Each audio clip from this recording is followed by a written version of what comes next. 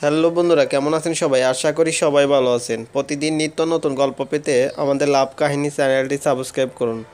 আর এই গল্পটি পড়ার সময় সাউন্ড অফ করে নিন, তাহলে গল্পটি পড়তে ভালো লাগবে। আমাদের আজকের গল্প কালো মেঘের গল্প, পার্ট 55।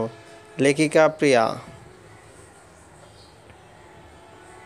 মেঘ ক্লাস শেষ করেই হোস্টেলে ফিরে গেল। উদয় নিজের মুখেই স্বীকার করলো ও মেঘকে কতটা ভালোবাসে, কতটা খেয়াল রাখে। মেঘ বারবার নিজের মনকে প্রশ্ন করছে, ও কি উদয়কে ভালোবাসে না, কি জায়ান রয়ে গেছে ওর মনে।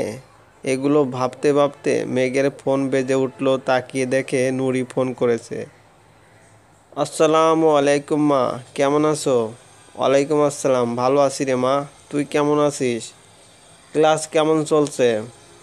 মেঘ বলল, আমি ভালো আছি মা, ক্লাস চলছে, তবে তোমাদের খুব মিস করছি। বড় মা, আঙ্কেল ওনারা কেমন আছেন? নুরি বলল, সবাই ভালো আছেন। মা, তুই মনোযোগ দিয়ে পড়ালেখা কর, আমাদের কথা মনে হলে ফোন দিস।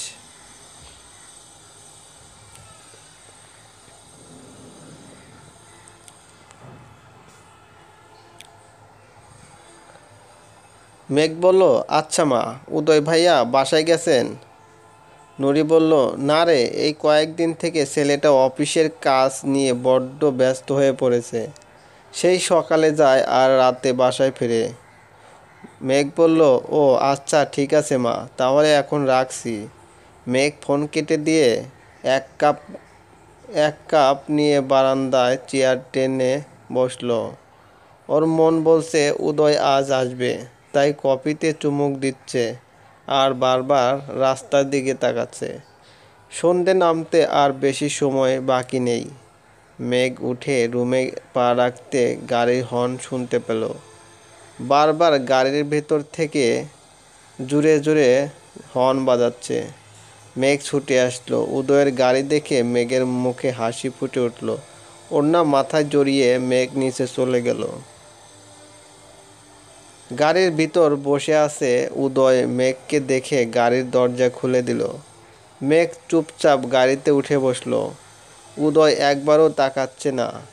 মেঘ মনে মনে বিড়বিড় করে বলছে, কি এমন করলাম বাবা যে আমার দিকে তাকাতে ইচ্ছে না?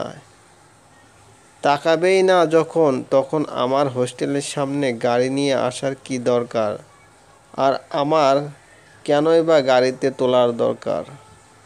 মনে মনে বিড়বিড় করছিস কেন? তুই কি করেছিস জানিস না?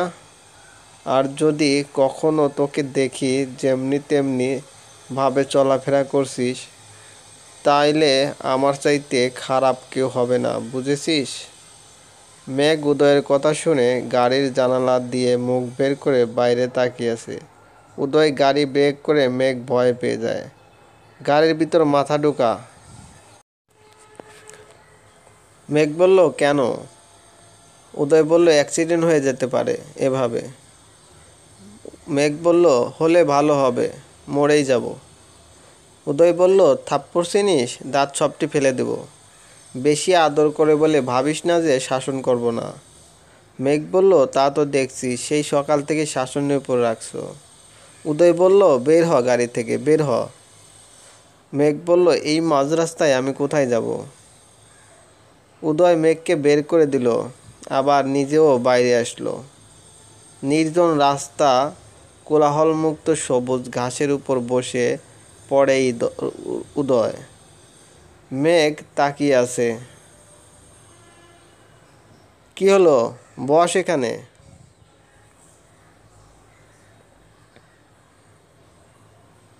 মেঘ বলল, না বাবা, আমি ঘাসে বসবো না, এখানে জোক থাকতে পারে। উদয় বলল, তোকে বসতে বলছি, বস। আমি থাকতে না তোকে বাঘেও খেতে পারবে না। মেঘ চুপটি করে বসে পড়ে। উদয়ের ফোনে কল আসে, আবার সেই আননোন নাম্বার। উদয় ফোন কেটে প্যাকেটে ঢুকিয়ে দেয়। আবার কল আসে।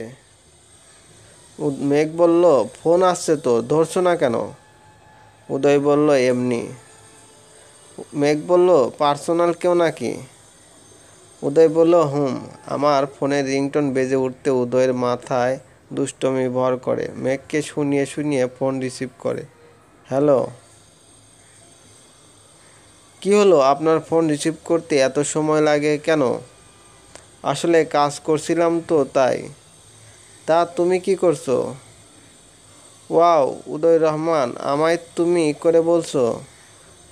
তা তো ঠিক। এত মিষ্টি কণ্ঠ তোমার শুনেই শুধু কথা বলতে ইচ্ছে হয়। মেঘ বলল, লুচ্চা ছেলে, মিষ্টি কণ্ঠ যখন খেয়ে নাও কে মানা করছে? আচ্ছা, তুমি আমায় একটা গান শোনাও তো, খুব শুনতে ইচ্ছে করছে।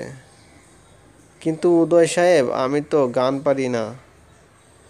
তাহলে আমি গাইছি, তুমি আমার সাথে গাইবে।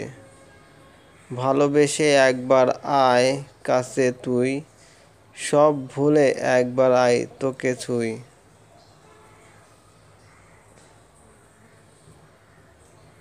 মেঘ গান শুনে রাগে উঠে গিয়ে ঠাস করে গাড়ির ভিতর বসে দরজা বন্ধ করে দেয়।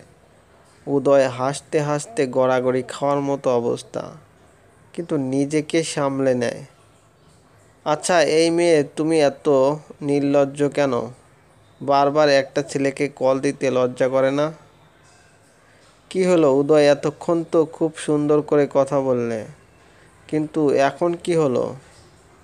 উদয় বলল, আর একবার আমায় ফোন দিলে আমার চাইতে খারাপ কেউ হবে না। উদয় ফোন কেটে দিয়ে গাড়িতে গিয়ে বসলো। মেঘ চুপচাপ, কোনো কথা বলছে না।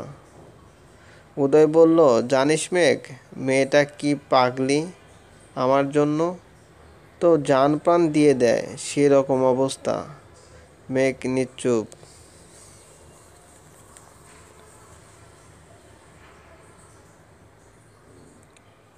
জানিস কি বলে আমায়? যদি না পায় তাহলে সে কচু গাছে ফাঁসি দিয়ে মরবে। কচু গাছ কেন? ওনাকে বলে তোমার গলায় রশি বেঁধে দুজনে একসাথে মরতে। গাড়ি চালাও, আমি হোস্টেলে যাব। এত তাড়াতাড়ি কেন মেঘ? একটু পর ডিনার করে যা। মেঘ বলল, আমি হোস্টেলে পড়তে এসেছি, তোমার সাথে আড্ডা দিয়ে ডিনার করার জন্য না। আমি হোস্টেলে পৌঁছে দাও। উদয় বেশ বুঝতে পারছে মেঘ খুব জ্বলছে। আরে চল না মেঘ, তোর ভাবির সাথে দেখা করে নিবি। ভাবি মানে আমার বউ, তোর ভাবি হয় না? স্টপ, আমি হোস্টেলে যাব।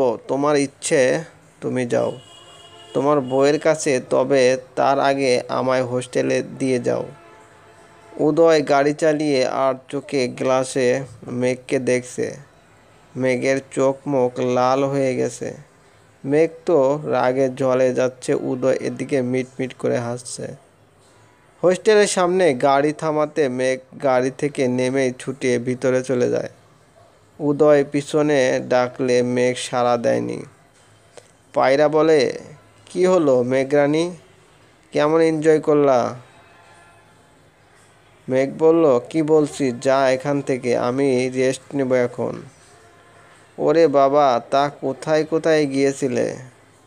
মেঘ বলল, জাহান্নামে। তুই যাবি এখান থেকে? পায়রা বলল, কি হলে কে জানে। লুচ্চা ছেলে তখন কথা বলল, আমি ওর সম্পদ, আরও কত কি। এখন দেখি গার্লফ্রেন্ড আছে। কি বলছিস, উদয় ভাইয়ের গার্লফ্রেন্ড আছে? হ্যাঁ আছে। একদম না, আমার বিশ্বাস হয় না। তোর বিশ্বাসের নিকুচি করি, আমি নিজের কানে শুনছি। বাহ, মিষ্টি কণ্ঠ। রাক্ষস কোথাকার আমার সাথে রাগ দেখায়। আমার মনে হয় তোর ভুল হচ্ছে। সব দেখা আর সব শোনা কিন্তু সব সময় সত্যি হয় না। যা এখান থেকে যা, আমি ঘুমাবো।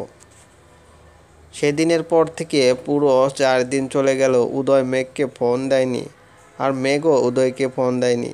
ঘড়িতে রাত 12টা বাজে। মেঘ ঘুমাতে যাওয়ার আগে ওয়াশরুমে যাচ্ছিল। ওর রুমের সামনে ওয়াশরুম, বাইরে পা রাখতে কে যেন মুখে টিপ দিয়ে ধরে ওকে ছাদে নিয়ে গেল। ভয়ে মেঘের গলা শুকিয়ে গেছে। আবছা চাঁদের আলোয় কিছু দেখা যাচ্ছে না, তবে অনেক মানুষের ছায়া দেখা যাচ্ছে। মেঘ ভয় পেয়ে চোখ বন্ধ করে দরুদ শরীফ পড়তে শুরু করে। তখনই মেঘের মাথার উপর অনেকগুলো ফুলের পাপড়ি আর লাইট জ্বলে ওঠে। মেঘ ভয়ে ভয়ে চোখ খুলে তাকিয়ে দেখে ওর মা নুরি, বড় মা, আঙ্কেল হোস্টেলের কেয়ারটেকার পাশের 4-5টা রুমের অনেকগুলো মেয়ে আর উদয় একসাথে চিৎকার করে বলে উঠছে, হ্যাপি বার্থডে টু ইউ মেঘ। মেঘ আনন্দে কান্না করে দিয়েছে। মাকে গিয়ে জড়িয়ে ধরে। মেঘের একদম মনে ছিল না আজ ওর জন্মদিন। সবাই অবাক করে দিয়ে মেঘকে সারপ্রাইজ দিল। কেক কাটার পর মেঘ মাকে খাইয়ে দিল, এক এক করে সবাইকে খাওয়ালো, উদয় ছাড়া। নুরি বলল, কিরে মেঘ, উদয়কে খাওয়া, ওই তো সারপ্রাইজের ব্যবস্থা করলো। মেঘ উদয়ের দিকে তাকায়, উদয় বাঁকা হাসি দেয়। মেঘ কেকের পিস হাতে নিয়ে উদয়ের সামনে যায়। উদয় হা করে খাওয়ার জন্য। মেঘ সোজা উদয়ের নাকে কেক লাগিয়ে দেয়। উদয় মেঘের দুষ্টমি দেখে বড়রা নিচে নেমে যায়। উদয় মেঘকে ধরে ওর নাক মেঘের নাকে ঘষে দেয়। চলবে বন্ধুরা, আমাদের গল্পটি যদি ভালো লাগে অবশ্যই লাইক কমেন্ট শেয়ার করবেন। আর একটি কথা, এখনও যদি চ্যানেলটি সাবস্ক্রাইব না করে থাকেন প্লিজ সাবস্ক্রাইব করে পাশে থাকুন। ধন্যবাদ।